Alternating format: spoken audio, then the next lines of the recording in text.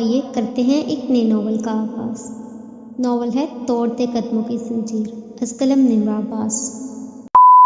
نمرہ عباس کہتی ہیں، میں اس کہانی کو اپنی جان سے پیاری بہن میمونہ عباس کے نام کرتی ہوں، جس نے مجھے یہ کہانی مکمل کرنے میں حوصلہ دیا، ساتھ دیا اور دل سے سپورٹ کیا۔ یہ کہانی میں نے ابھی مکمل کی ہے، توڑتے قدموں کی زنجیر۔ اس کا خیال مجھے ستمبر 2022 میں آیا تھا، جب میں اپنی خالہ اور چھوٹی بہن کے ساتھ واک پر نکلی ہوئی تھی۔ گلی میں چلتے ہوئے ایک لڑکی کا تصور میرے دل و دماغ میں اترا، جس کے کچھ خواب ہیں مگر اس کے قدم کسی نہ کسی زنجیر سے بندھے ہوئے ہیں۔ میں نے وہیں کہا، میں اس کہانی کا نام رکھوں گی توڑتے قدموں کی زنجیر، اور یہ نام دل کو جیسے بھا گیا۔ پھر زندگی مصروف ہوئی اور کہانی نامکمل رہ گئی، مگر آج الحمدللہ یہ مکمل ہے۔ میں نے اپنی پوری کوشش کی ہے کہ کہانی آپ کو بور نہ کرے۔ یہ کہانی دل سے نکلی ہے اور دل تک پہنچے، یہی دعا ہے۔ یہ صرف گلشن کی کہانی نہیں، یہ میری، آپ کی اور ہر اس لڑکی کی کہانی ہے جو خواب دیکھتی ہے مگر اسے تعبیر کرنے سے ڈرتی ہے، جسے یقین ہوتا ہے کہ شاید وہ تنہا ہے، مگر حقیقت میں ہر گلشن کی زندگی میں ایک راحیلہ ہوتی ہے جو اس کی آواز بنتی ہے، اور ایک شاہ نواز جو خاموشی سے اسے تھام لیتا ہے۔ یہ کہانی فرضی ہے، مگر آج یہ کہ اس الجھے رکے اور گھٹن بھرے وقت میں شاید کسی دل کو تھوڑا سا ہلکا کر دے۔ یہ کوئی بوجھل ناول نہیں، بس چائے کے کپ کے ساتھ پڑھنے والی ایک سادہ سی تحریر ہے۔ اگر اسے پڑھ کر آپ کے لبوں پر کبھی مسکراہٹ آ جائے تو مجھے نمرہ عباس اور میری بہن میمونہ عباس کو اپنی دعا میں یاد رکھیے گا۔ چلیے پھر شروع کرتے ہیں نمرہ عباس کا یہ ناول توڑتے قدموں کی زنجیر۔ خوبصورتی سے سجے لان میں بیٹھی وہ تین سہیلیاں خنک ہواؤں سے لڑتے ہوئے گرم گرم مونگ پھلیوں سے لطف اندوز ہو رہی تھی۔ دونوں میں سے ایک گھنی اور سیاہ زلفوں والی لڑکی نے مسکرا کر اپنی سہیلیوں کی طرف دیکھا۔ وہ مونگ پھلیوں سے اپنا ہاتھ روک چکی تھی۔ ارے گلشن کھاؤ نا، کیا ہو گیا؟ تمہارے ہی پیسوں کی ہیں۔ ردا نے اسے کوہنی ماری۔ ارے کھاؤ تم لوگ، میں نے کھا لی بس۔ اچھا چلو جیسے تمہاری مرضی۔ وہ مٹھی بھر مونگ پھلیاں پھانک کر بولی، ویسے یار اس دفعہ تم نے سارے اسکول کو حیران کر دیا ہے، خضر بشیر کے دوڑ میں سارے ریکارڈ توڑ ڈالے۔ میں تو کہتی ہوں تم پڑھائی لکھائی میں کوئی ترقی کرو نہ کرو، بس یہ اسپورٹس میں خاص طور پر میراتھن دوڑ میں ضرور نام بنانا۔ ارے سنا نہیں تھا تم نے؟ سر علی کتنی تعریف کر رہے تھے تمہاری، کہہ رہے تھے کہ ایسی پرفیکٹ ٹائمنگ اور اسٹیمنا بہت کم لوگوں کے پاس ہوتا ہے، وہ بھی اتنی کم پریکٹس کے ساتھ۔ نہید نے پھر سے اسے قائل کرنا شروع کر دیا۔ جانتی ہوں نہید، مگر وہ کچھ الجھ کر بولی۔ ارے کیا اگر مگر؟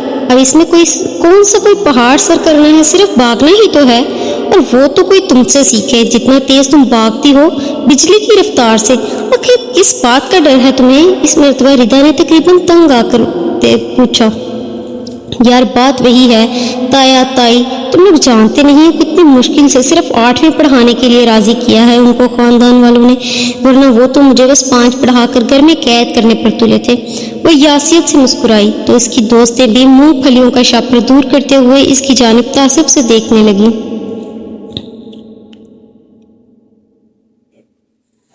گلشن چل نہ پڑھائیں تجھے، پر گلشن چل نہ پڑھائیں تجھے، پر یہ تو تیرے پر انعام ہے اللہ کا، وہ تیز بھاگ سکتی ہے بجلی کی رفتار سے، بہت کم لوگوں میں ایسی خصوصیات ہوتی ہیں۔ تو اگر اپنے مستقبل کے لیے تعلیم کا چراغ نہیں جلا سکتی تو کم از کم اس فیلڈ میں بہت آگے جا سکتی ہے، تو انہیں راضی تو کر، کوشش تو کر۔ نہید نے اپنے الفاظ پر زور دیتے ہوئے اس کے کندھے پر ہاتھ رکھا تھا۔ ٹھیک کہتی ہے نہید، تو کیا کرے گی گھر بیٹھ کے؟ اس چھپڑ گنجو سے شادی کرے گی جو نہ کسی کام کا ہے نہ کاج کا، اوپر سے میٹرک کے بعد گھر بیٹھ گیا ہے۔ ردا نے ناک سے کوڑا تھا۔ ان دونوں کی باتوں میں دم تو تھا اور اس کے دل پر اثر بھی ہوا تھا، مگر وہ کرے تو کرے کیا؟ کیسے ان پتھر دل لوگوں کو قائل کرے؟ ہائے ری قسمت، کاش امی بابا زندہ ہوتے تو آج میں بھی ان باقی لڑکیوں کی طرح ہنسی خوشی جی رہی ہوتی۔ وہ ماضی کے خوبصورت لمحوں میں ایک بار پھر قید ہو گئی تھی، اور جب ہوش میں آئی تو تائی اس کے سر پر کھڑی کمرے کی صفائی کا جائزہ لے رہی تھی، جو بھی کسی کوڑے دان سے کم نہیں لگ رہا تھا، کیونکہ یہ شادنی کا کمرہ تھا۔ شاہ نواز عرف شانی گلشن کا اکلوتا تایازاد اور اس کی زندگی کا سب سے ڈراؤنا خواب بھی۔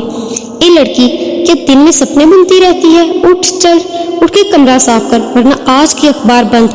ابھی وہ جملہ مکمل ادا کرتی کہ ایک دم انہیں محسوس ہوا کوئی ان کی شلوار کے پانچوں کو کھینچ رہا ہے۔ ارے منحوس، پیچھے ہٹ، گدی نہ ہو تو کیا کر رہی ہے؟ وہ تقریباً چلائی تھی۔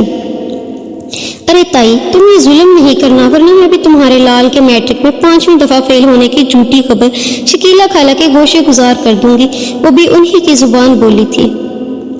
اللہ تجھے پوچھے، بڑی میسنی ہے تو گلشن، بالکل اپنی ماں مرحومہ کی طرح۔ وہ بھی پھر سے تائی نورین تھی، حساب کتاب کی پکی۔ دیکھ تائی، مرے ہوئوں کو تو بخش دیا کر۔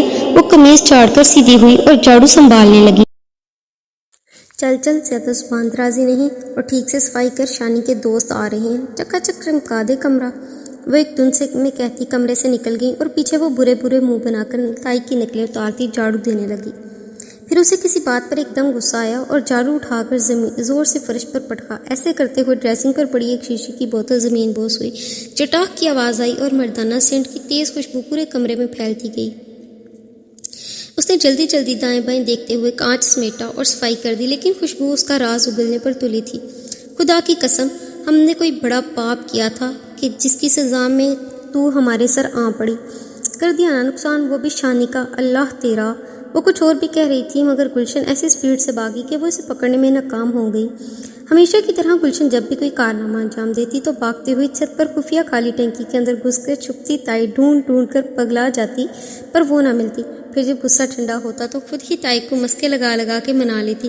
عجیب ہی تعلق تھا اس کا ان لوگوں سے، نہ ساتھ رہنا سکھ ہی تھا، نہ الگ ہونا آسان۔ کئی مرتبہ اس نے الگ ہونے کی کوشش کی تھی، لیکن تایا اور تائی نے اس کے مطابق جائیداد کی وجہ سے اس کا رشتہ اپنے نکمے بیٹے شانی سے طے کر دیا، جس کی اور گلشن کے مزاج میں زمین آسمان کا فرق تھا۔ مگر وہاں پر واقع سے تھی، گلشن مرے یا جیے، اس کے حصے کی جائیداد ہی تو لوگوں کی توجہ کا مرکز تھا، اور وہ ایسا سوچا کرتی تھی۔ تو کدھر مر گئی تھی؟ اتنے دن تجھے پتا بھی ہے میرا باہر آنا جانا کتنا مشکل ہے، پھر تو آ جاتی ہے، ذرا دل بہلا لیتی ہے۔ گلشن اپنی ہمسائی اور سہیلی راہیلہ کو جنی پولیس سنا رہی تھی۔ تو کدھر مر گئی تھی؟ اتنے دن تجھے پتا بھی ہے میرا باہر آنا جانا کتنا مشکل ہے، پھر تو آ جاتی ہے، ذرا دل بہلا لیتی ہوں۔ گلشن اپنی ہمسائی اور سہیلی راہیلہ کو جلی برے سنا رہی تھی، جو 2 دن سے اس کی خیر خبر لینے نہیں آئی تھی۔ یار کیا بتاؤں، میرا منحوس مگیتر، اللہ اٹھائے اسے، آمین۔ اور یہ آمین گلشن کی طرف سے تھا۔ میری زندگی عذاب کرتی ہے، میرا کہیں آنا جانا اب اس کو چبھ رہا ہے، دل کرتا ہے زہر کھا لوں۔ وہ انتہائی جوش و جذبے کے ساتھ ہاتھ ہلا ہلا کر اپنے دل کا غبار باہر کر رہی تھی۔ اے بی بی، ذرا 2 پوڑیاں لانا، فرصت سے بیٹھ کے کھانا دونوں سہیلیاں۔ اے بی بی، ذرا 2 پوڑیاں لانا، فرصت سے بیٹھ کے کھانا دونوں سہیلیاں۔ تائی نے آواز لگائی تو گلشن جرجری لے کر رہ گئی، اور راہیلہ ہنوز دانت کچکچانے میں محو تھی۔ یار آہستہ بولو، تائی کے کان بہت تیز ہیں، گلشن نے منت کی تھی۔ اللہ کی پناہ، لوگ پتہ نہیں خدا سے اتنا کیوں نہیں ڈرتے جتنا اس کے 2 ٹکے کے بندوں سے ڈرتے ہیں۔ دیکھ گلشن، تو نے اگر اس قید سے نکلنا ہے نا تو میری طرح باغی بننا پڑے گا، تجھے اپنے حق کے لیے لڑنا سیکھنا ہوگا۔ آج میں اس چھچھوندر کو ٹھینگا دکھا کر ڈنکے کی چوٹ پر تیرے پاس آئی ہوں، روک کے دکھائے، ہاتھ توڑ دوں گی اس کے میں۔ جوش اور ولولے میں اب خاصی شدت آ چکی تھی۔ گلشن سانس رک کے اس کے لال ببو کے چہرے کو حیرت سے تکے جا رہی تھی۔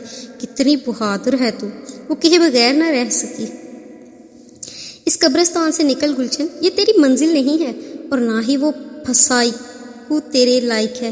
وہ روانی میں بولتی گئی، پھسائیکو نہیں سائیکو۔ گلشن کی دبی دبی ہنسی نکلی تو راہیلہ بھی بے ساختہ ہنستی۔ کون سا مجھے تیری جتنی انگریزی آتی ہے، جو آیا بول دیا بس، کنسیپٹ تو کلیئر ہے نا میرا۔ وہ اترا کر بولی تو گلشن کا کہکا بلند ہوا۔ ذرا سنبھل کر گلشن پھر اس کی جانب متوجہ ہوئی۔ یار پھر بتا کیا کروں میں اس ڈربے سے نکلنے کے لیے؟ دیکھنا، تو نے بلوا دیا، میں تیرے لیے ایک بہت زبردست خبر لے کر آئی تھی، راہیلہ چہک کر بولی تو گلشن کا بھی چہرہ خوشی سے گلنار ہو گیا۔ یار ایک نیا مقابلہ ہو رہا ہے کراچی اور لاہور کی لڑکیوں کے درمیان، تو کسی طرح منا ان لوگوں کو، تو میں تیرا آگے کا کام کر دوں گی۔ رجسٹریشن کے بس 1000 لگنے ہیں، اور اس کے بعد اگر تو سلیکٹ ہو گئی تو پھر خرچہ ان کا اور دوڑ تیری۔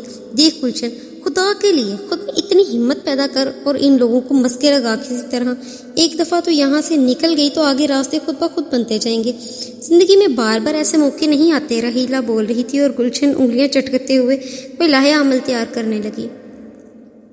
یہ کیا حلیہ بنا رکھا ہے تم نے اپنا؟ وہ اسے گورتی ہوئی کچن سے نکلی جس کا چہرہ مٹی سے اٹا ہوا تھا اور کپڑے کیچڑ میں لت پت تھے۔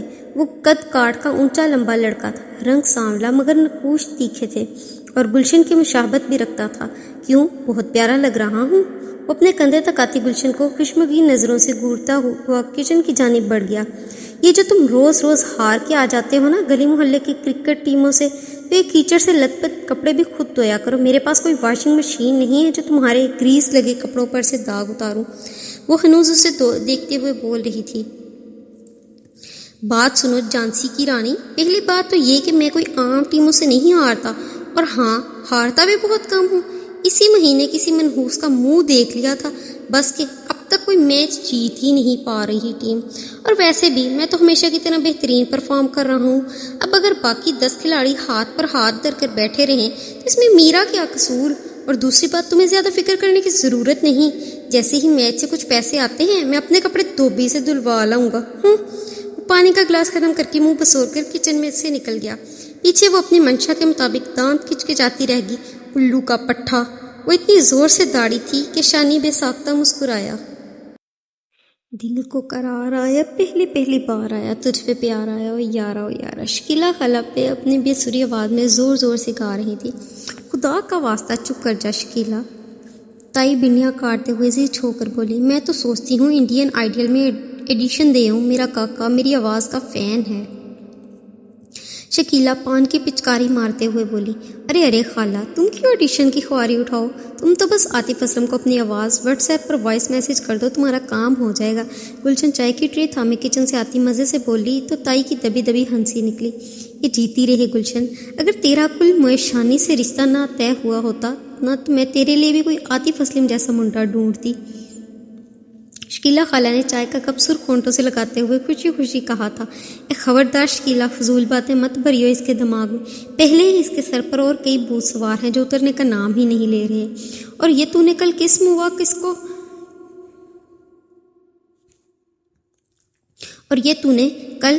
کس کو بلایا؟ میرا بیٹا جتنا خوبصورت ہے نا، اتنا اسے کہیں بھی نہیں ملنا۔ ایسا لڑکا تو لوگ اپنی بیٹیوں کے لیے ڈھونڈتے رہتے ہیں۔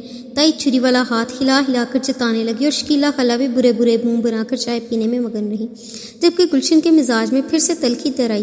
تائی نے جیسے اس کے زخموں پر نمک چھڑک دیا تھا۔ کچھ بھی ہو، ان لوگوں سے پیچھا چھڑانا تو اب اس کی اولین ترجیح بن چکی تھی۔ اس نے کچھ سوچتے ہوئے گرم چائے کا گھونٹ بھرا تھا۔ ستاروں بھری خوبصورت روشن رات میں وہ چھت پر بیٹھی ماضی کے تصور میں ایک بار پھر کھو گئی تھی۔ امی بابا، آپ کہاں جا رہے ہیں؟ اس نے معصومیت سے پوچھا تھا۔ ارے گلشن، ہم لوگ اسلام آباد جا رہے ہیں، تمہارے بابا نے وہاں پر ایک نیا گھر لیا ہے، وہ دیکھیں گے اور بعد میں تمہیں بھی لے جائیں گے۔ اس کی ماں نے اس کے ماتھے پر بوسہ دیا تھا، وہ ان کا آخری بوسہ تھا، اور اس کے بعد روڈ ایکسیڈنٹ میں اس کے ماں باپ چل بسے تھے اور وہ تنہا رہ گئی تھی۔ تکلیف سے آنکھیں میچتے ہوئے اس نے خود کو کمپوز کرنے کی کوشش کی، لیکن وہ تھک چکی تھی۔ کیا کوئی خود اپنے آپ سے بھی چھپ سکتا ہے، اپنے رب سے چھپ سکتا ہے؟ کاش میں بھی آپ لوگوں کے ساتھ چلی جاتی تو آج یوں زندوں میں مردہ بن کر نہ جی رہی ہوتی۔ مجھے لگتا ہے اسی ڈربے میں بند رہ کر میں بھی ایک دن آپ لوگوں کے پاس آ جاؤں گی۔ میرا دم گھٹتا جا رہا ہے بابا، میری تنہائی مجھے کھا جائے گی امی۔ گلوگیر لہجے میں ادا ہونے والے یہ الفاظ کسی کا دل زخمی کر گئے تھے۔ وہ اس کی پشت پر کھڑا نہ جانے کب سے اس کی آہوازاریاں سن رہا تھا۔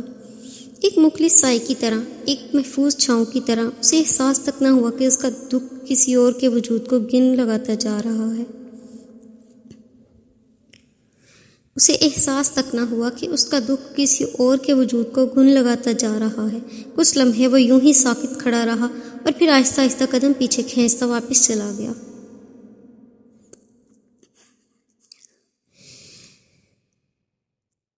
میں اس لڑکی کو کیسے سمجھاؤں کہ میں وہ نہیں ہوں جو وہ سوچتی ہے؟ جیسا کہ مجھے سمجھتی ہے میں ویسا ہرگز نہیں ہوں۔ نہ مجھے اس کی دولت میں کوئی دلچسپی ہے، نہ میرے ماں باپ کو۔ یہ لڑکی یہ بات کیوں نہیں سمجھتی کہ یہ ہمارا خون ہے؟ اسے میں اپنی زندگی سے نکال دوں، میرے گھر والے سے یہاں سے نکال دیں تو یہ کہاں جائے گی؟ کون اس کو سنبھالے گا؟ اس کی ذمہ داری کون اٹھائے گا؟ اس جہاں میں اگر اس کا کوئی مخلص ہے تو وہ میں ہوں یا میرے ماں باپ، مگر تف ہے اس کی کم عقلی پر، نادانی پر، یا شاید ابا نے اسے کھو دینے کے خوف سے اس کی تعلیم رکوا کر بہت بڑی غلطی کر دی ہے۔ واقعی اگر ابا اسے پڑھنے دیتے تو یہ یوں ہم سب سے بدگمان نہ ہوتی، مگر اب کیا کر سکتا ہوں میں کچھ بھی نہیں۔ وہ سوچوں کہ کھول میں دن بدن بند ہوتا جا رہا تھا۔ اب جا کر اسے رہ کر احساس ہوتا تھا کہ کاش وہ خود بھی پڑھ لیتا اور گلشن کو بھی پڑھا پاتا، مگر اب تو وقت گزر چکا تھا۔ تعلیم صرف درجہ بدرجہ کتابوں کو رٹتے جانے کا ہی نام تو نہیں ہے، تعلیم تو شعور اجاگر کرتی ہے، انسان کو صحیح غلط میں فرق کرنا سکھاتی ہے۔ یہ تو بس ایک ذریعہ ہے انسانی ذہن کو کھولنے کا۔ میں کھیل کے میدانوں میں بھی اپنا مستقبل سجا سکتا ہوں، گلشن کو ایک خوبصورت زندگی دے سکتا ہوں، اتنا کچھ دے سکتا ہوں جو اس کے ماں باپ نے بھی اسے نہیں دیا تھا۔ محبت، احساس اور عزت سے میں اس کا دل جیت ہی لوں گا، مگر ابھی نہیں، ابھی وہ وقت نہیں آیا کہ میں اپنا حال دل اس کے سامنے رکھوں۔ مناسب وقت پر میں اسے سب سمجھا دوں گا۔ وہ سوچتے مسکراتے اٹھا، اسے احساس ہی نہیں ہوا تھا کہ کب رات کے 2 بج گئے۔ وہ مستعدی سے اٹھا اور سونے کے لیے اپنے بستر پر لیٹ گیا۔ صبح ٹورنامنٹ کا ایک بہت اہم ترین میچ تھا۔ شانی کو ناشتہ دینے کے بعد وہ اب اپنا اور تایا تائی کا ناشتہ تیار کرنے لگی۔ گرم گرم پراٹھے تیار کرتے ہوئے اسے احساس ہوا وہ کب سے ایک ہی روٹین میں چل رہی تھی، نہ جانے کب جا کر اس کی روٹین تبدیل ہوگی۔ گھر پر فارغ وقت گزارنے کے لیے اس کے پاس روز کا اخبار ہوتا تھا، یا پھر وہ خراب سی ٹی وی جو قسمت سے چل جاتی تو چند گھنٹے اچھے گزر جاتے، ورنہ تو وہ بستر پر پڑی ہی صبح کو رات کر دیتی تھی۔ گھر کے نام پر اس چھوٹے سے مکان میں گنتی کے 3 کمرے تھے اور ایک چھوٹا سا ٹی وی لاؤنج تھا۔ نیچے والے پورشن میں شکیلا خالہ اور ان کا نکما بیٹا کرائے پر رہتے تھے۔ تایا ایک فیکٹری میں چھوٹے موٹے ملازم تھے اور اسی پر ان 3 گھر کا گزر بسر چلتا تھا۔ تایا ایک فیکٹری میں چھوٹے موٹے ملازم تھے اور اسی پر ان 3 افراد کا گزر بسر چل رہا تھا۔ صفائی اور دوپہر کا کھانا تیار کرنے کے بعد اس نے بلا کر ہمت باندھی اور لاؤنج میں داخل ہو گئی، جہاں تایا تائی کھانا کھانے کے بعد چائے پینے میں مصروف تھے۔ اس نے سلام کرنے کے بعد صوفے کا رخ کیا۔ تایا کے چہرے پر گہری سنجیدگی چھائی تھی، جبکہ تائی تو حسب معمول چائے کے کپ سمیٹنے لگی کہ اس محفل سے جلد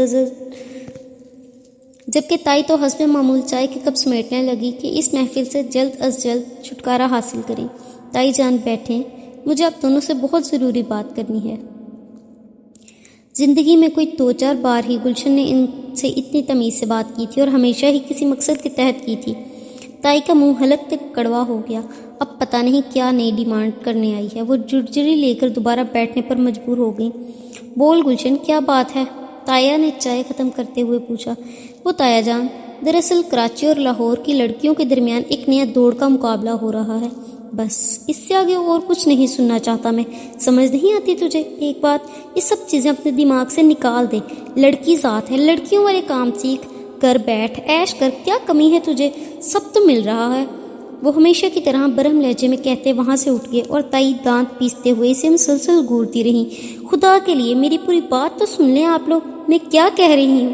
یہ سمجھتا کیوں نہیں ہے؟ مجھے پیسہ نہیں چاہیے، مجھے سکون چاہیے، مجھے گھٹن ہوتی ہے، ایک ہی جیسے دن، ایک ہی جیسی راتیں، جی کر خدا کے لیے مجھ پہ اتنی پابندیاں مت لگائیں کہ میں گھٹن سے مر جاؤں، خدا کے لیے۔ وہ صوفے سے پھسلتی فرش پر آ بیٹھی تھی۔ اس کی سسکیاں پورے گھر میں گونج رہی تھی، مگر اس کی آہو فغاں کا کوئی اثر کہاں تھا۔ ہاتھوں کے پیالے میں اپنا چہرہ ڈھانپے وہ اپنے آنسو خود سے ہی چھپا رہی تھی۔ آج سے پہلے وہ کبھی اس طرح ٹوٹی نہیں تھی، مگر آج تایا کا رویہ پہلے سے زیادہ روکھا اور سخت تھا۔ کرپ سے مٹھیاں بیچے وہ کندھوں پر کرکٹ بیگ لٹکائے کب سے دہلیز پر کھڑا اس کی آوازیں سن رہا تھا، مگر بے بسی کی زنجیروں نے اس کے قدموں کو جکڑا ہوا تھا۔ وہ چاہ کر بھی اس کے لیے کچھ نہیں کر سکتا تھا۔ کیا گلشن ہمیشہ صرف گھر گرہستی ہی کرتی رہے گی؟ کیا اسے اپنا خواب پورا کرنے کا موقع نہیں ملے گا؟ کیا وہ میراتھن کی دوڑ میں حصہ نہیں لے سکے گی؟ جاننے کے لیے جڑے رہیں کتابیرا کے ساتھ۔ اگر کہانی آپ کو پسند آئے تو ویڈیو کو لائک، شیئر اینڈ سبسکرائب کرنا مت بھولیے گا۔ اللہ حافظ، ملتے ہیں اگلی جمعرات اگلے پارٹ کے ساتھ۔ اپنا بہت سارا خیال رکھیے گا۔